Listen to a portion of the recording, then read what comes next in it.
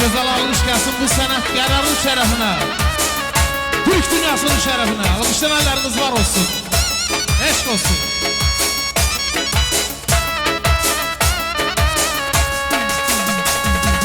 Dolaşdıqca toranı, andın bilgə tavanı, gördüm Fatih Sultanı,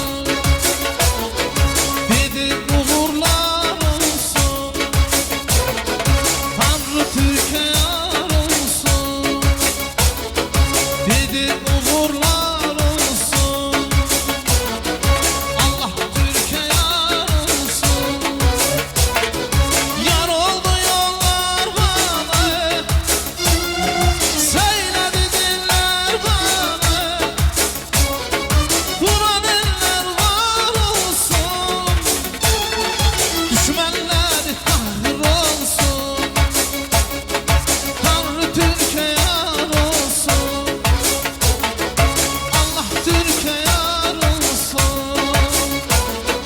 vuran eller.